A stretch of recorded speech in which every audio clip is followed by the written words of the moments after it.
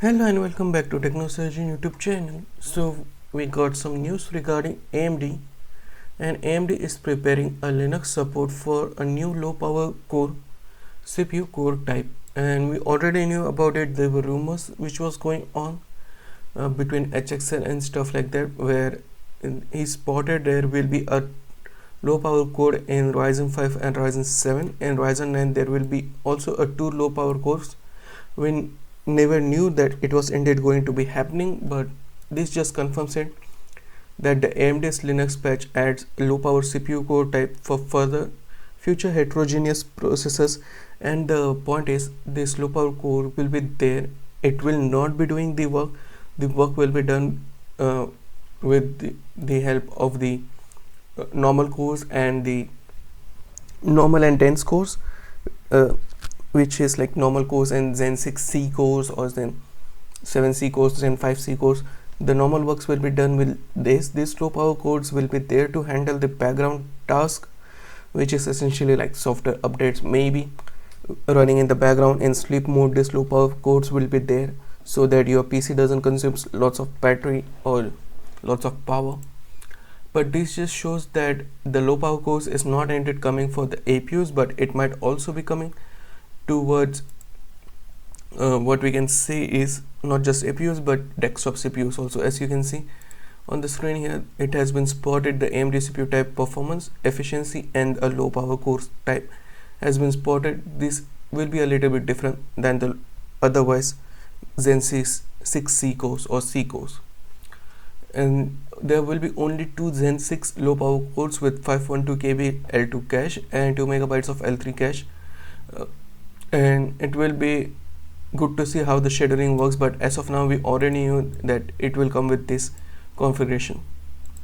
Along with it, AMD has unveiled its EXPO ULLM RAM, and we knew it was a little bit different than their original EXPO memory, but now the price has been dropped and it's a jaw-dropping $1,099 despite promises of it being effectively the same price. DDR5 6000 C26 32GB kit sports 80% ULL tax, and the reason behind it for its high prices is going to be obviously the RAM shortages. That's why it is going to be this much expensive. As you can see, Trident Z5 Neo X is $1,099 for this configuration, while Trident Z5 Neo without that ULL support for AMD EXPO was $700. So even though they should be available at the same price of their non-ULL counterparts, because of RAM shortages and stuff like that, they are unfortunately more expensive. And yeah, it just shows how bad the situation is regarding the EXPO ULL, which is ultra low latency mode for their EXPO memories. And let's see how things develop. I will keep you updated regarding it. Along with it, the DRAM price fixing allegation has returned. Samsung, SK Hynix and Micron is sued in USA. So what happened is, we know that Samsung, SK Hynix and Micron are the major vendors who makes this DRAM chips and stuff like that. And in USA, basically in US, what's happening is people are thinking that the latest RAM prices and the AI boom, Samsung and other companies created this scenario where there is lots of demand and they are not producing that much chips, which is not indeed true, as we already knew from previous cases. Like Samsung has already paid $300 million to settle DRAM cartel case, which was previously affected in San Francisco, California, and there was this case which happened, and also there was case with HK Hynix which makes $185 million price fixing confession to US DOJ. Along with Micron executive also suggested that Apple aggressively purchases Tech 6 help fuel memory shortage.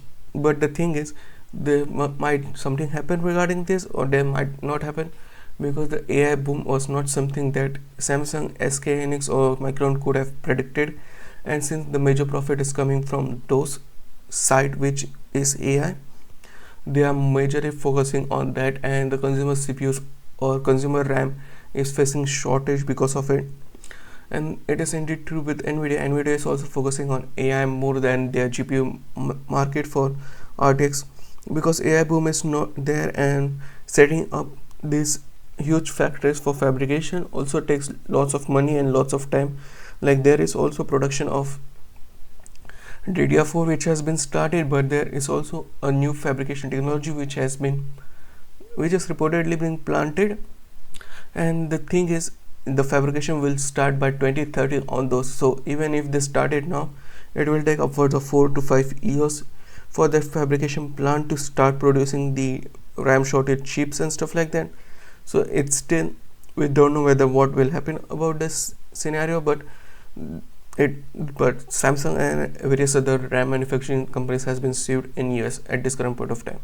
But yeah, that's it from me today. What do you think about the news? Sound of your thoughts in the comment section down below, and I'll meet you in the next one. Peace out.